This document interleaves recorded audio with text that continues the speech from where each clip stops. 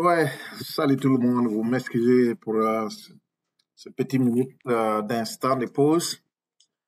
Euh, Vous voyez, je ne voulais pas faire cette vidéo, mais au fur et à mesure qu'on avance, je pense que on commence à se comprendre avec Monsieur Philippe. On commence à se comprendre parce que il y avait des sujets qu'il a abordés. Je n'étais pas du tout d'accord avec ça. Alors, donc, avant de rentrer dans le but du sujet, je vous demande de partager massivement cette vidéo. Il faut partager massivement cette vidéo pour que M. Philippe puisse voir ça. Et avant de rentrer dans le but du sujet aussi, il faut que je prenne le temps pour remercier M. Philippe pour le travail qu'il fait. Son analyse critique qu'il est en train de faire, c'est vraiment quelque chose de bon, sans vous mentir. Il faut être courageux, il faut pénétrer dans le système pour bien comprendre. Il fait un travail très bon et tout Africain doit le supporter. C'est-à-dire, bon, si je dis le supporter, je ne dis pas que de ne pas aller dans le sens opposé de son idéologie. Hein. Je peux ne pas d'accord avec Philippe sur sa manière d'analyser les choses, mais je peux être d'accord avec Philippe sur le fait qu'il est mobilisé à faire du business en Afrique et d'encourager la jeunesse africaine, surtout la diaspora. Ça, c'est quelque chose que j'aime. Dans cette vidéo, je pense que, bon, je ne sais pas comment le dire, mais je pense que M. Philippe, il a réfléchi à toutes ces vidéos qu'il avait produites auparavant, en tout ce qui concernait la monnaie, les francs CFA, en tout ce qui concernait les gouvernements, tout ce qui concernait la corruption, voilà, les systèmes d'administration de nos pays. Je pense que la sagesse est venue dans la tête de M. Philippe. Et il faut reconnaître, il faut dire de Dieu merci. Dieu merci d'avoir donné cette sagesse-là pour qu'il puisse comprendre qu'il y avait un problème. Il y avait un véritable problème. La raison qui faisait que chaque fois on essayait de les contredire, tout simplement parce que nous, on a vécu ce problème. On a vécu ce problème-là. C'est pour cela j'ai passé mon temps à combattre, bon, pas combattre tous ceux qui disent, pensent qu'il n'y a pas de problème, il n'y a pas de problème de France-Afrique dans nos pays. J'ai fait des vidéos, si vous repartez en arrière, vous allez voir que M. Philippe, il les contredit plusieurs fois. Jusqu'à même certains de mes fans même me disaient non, faut plus continuer à les contredire, il faut les laisser en paix. C'est pas les laisser en paix, c'est des échanges d'idées qui pourront aider notre communauté à grandir. Voilà, c'est pour cela que je venais pour dire. Puis c'est lui-même, dans la fin des vidéos, ce que j'ai aimé en lui, il a dit, qu'en pensez-vous de la vidéo qu'il a fait? Donc, c'est comme une ouverture, M. Philippe a ouvert pour permettre à n'importe quelle personne de venir autocritiquer son travail. Ça, c'est très bon. Si quelqu'un fait ça, déjà, c'est très bon. Ça veut dire que la personne accepte des échanges d'idées. Voilà, la personne est d'accord, la personne n'est pas d'accord. On puisse essayer de voir dans quel contexte on pourra être d'accord. C'est comme ça. Et M. Philippe a ouvert cette fenêtre-là pour permettre aux gens de venir faire une autocritique. Ce que moi je peux dire là, voilà, si vous donnez juste ma réponse à ce qu'il a dit à la dernière partie, c'est des bons sujets, M. Philippe. Il faut continuer à donner ça, puisque là où je n'étais pas d'accord, c'est de penser que non, même les petites entreprises ne sont pas combattues. C'est pas vrai. C'est pas vrai. Ça dépend de ce que vous faites. Ça dépend de ce que vous faites pour ne pas être combattu par la France-Afrique. Il y a certaines choses, même si c'est petit là, les gars là vont vous combattre. Ça, c'est clair. Je vais vous prendre un exemple. C'est un pays africain, ouest-africain. Un pays africain, ouest-africain, où le secteur dominant de la bière, je vous dis bien, le secteur dominant de la bière est dominé par une compagnie française, Castel. C'est dominé par une compagnie française, Castel. Pour savoir qui vont vous combattre là, essayez dans ces pays-là de lancer une petite compagnie de fabrication de bière. Je me répète encore. Quand M. Philippe dit que non, quand vous créez votre petite entreprise, la France-Afrique s'en fout, ils vont vous laisser tomber, ils vont vous laisser jusqu'à ce que vous grandissez avant de vous attaquer. c'est que tu n'as pas touché leur domaine. Si tu touches leur domaine, là, ils vont venir te voir. Même si c'est une petite graine, là, ils vont venir te détruire. Je reprends l'exemple. Il y a un pays ouest africain où la compagnie Castel est leader de la brasserie, c'est-à-dire les boissons, les sucreries, les bières et consorts. Mais si vous tentez d'ouvrir une petite brasserie, même si c'est chez vous à la maison, voilà, permettre aux voisins de boire à côté, à gauche et à droite, ils vont vous attaquer. Ils vont vous attaquer férocement. Ils vont vous attaquer férocement. Il y a quelqu'un qui a essayé ça. Pas même une seule personne. La première personne qui a essayé ça, juste une petite brasserie. Vous savez, quand vous partez aux États-Unis, ça, c'est pas comme dans nos pays là où c'est une seule compagnie qui domine la brasserie. C'est pas comme ça aux États-Unis. Vous allez voir même des gens qui fabriquent de la bière à la maison et puis vendre ça partout dans les boutiques, dans les supermarchés. Tu fabriques ta boisson à la maison.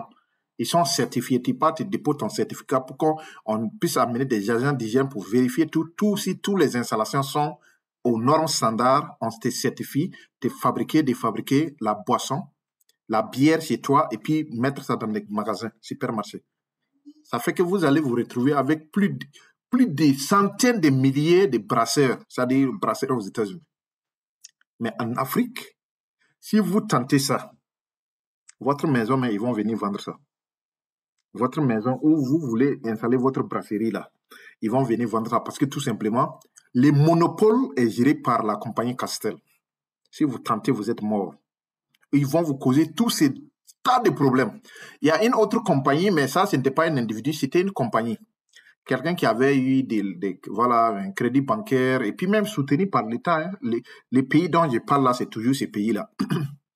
La personne est allée installer une usine de fabrication de boissons sucrées et après, ils étaient en train de vouloir se lancer dans des brasseries, dans des boissons alcoolisées et consorts là.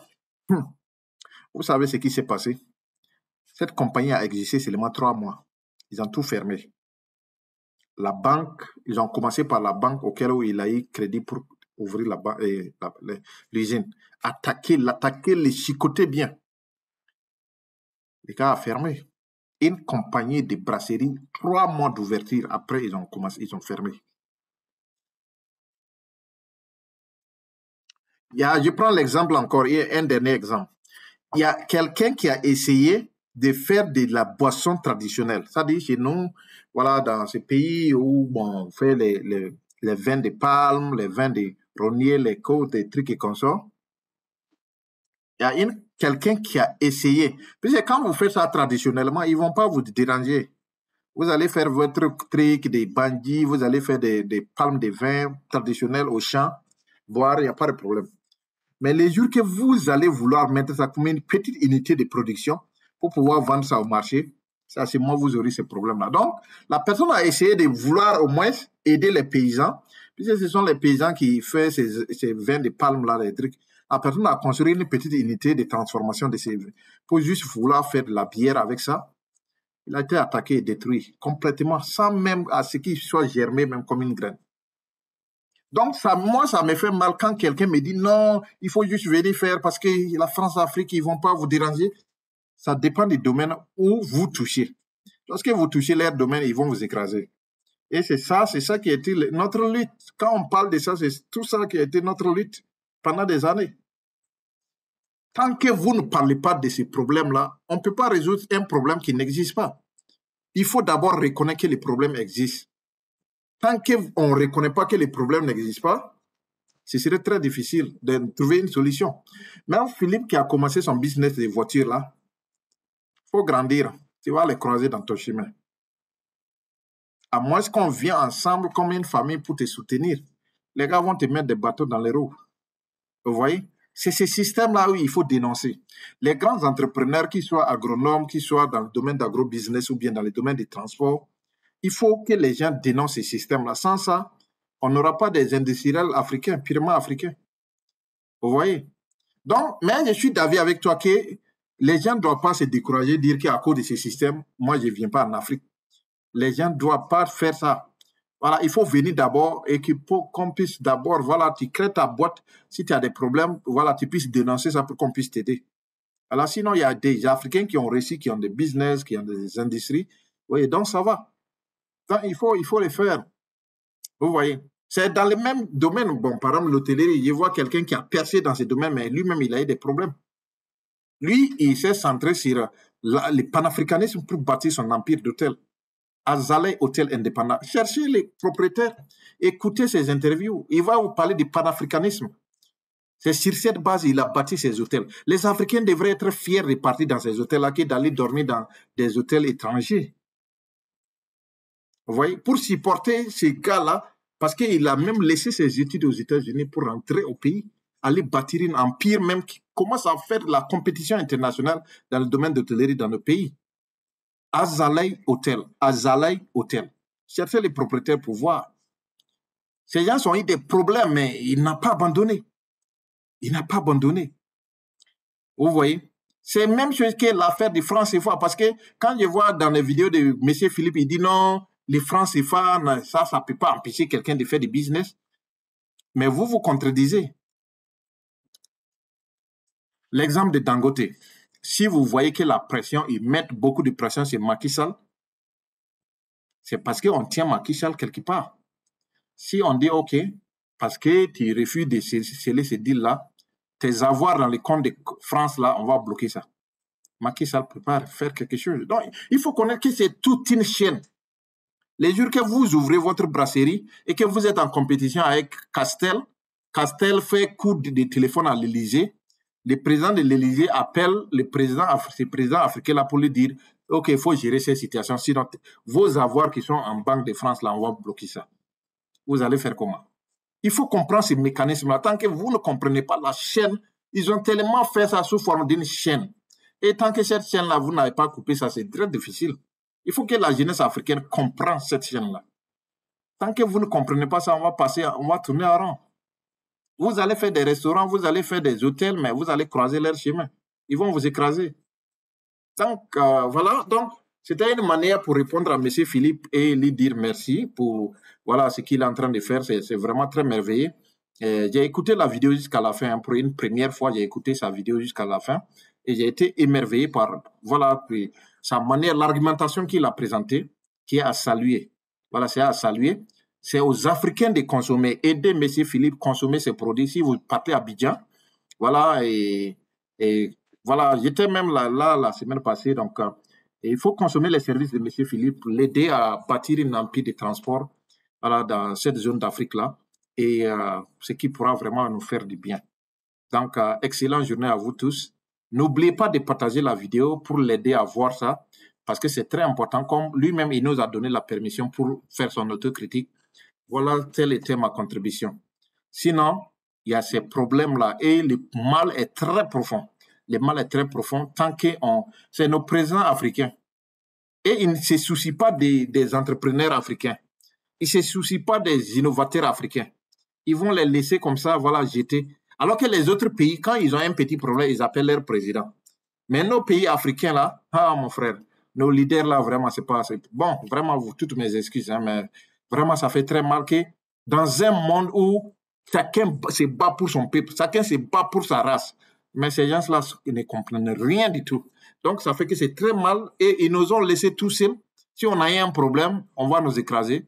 Alors qu'on suppose avoir des leaders qui nous accompagnent, mais ce sont les leaders qui font le contraire. Quand on prend le téléphone à l'Élysée, on appelle, c'est eux-mêmes qui sont au terrain. Ils essaient même ces deals-là pour écraser leurs propres frères.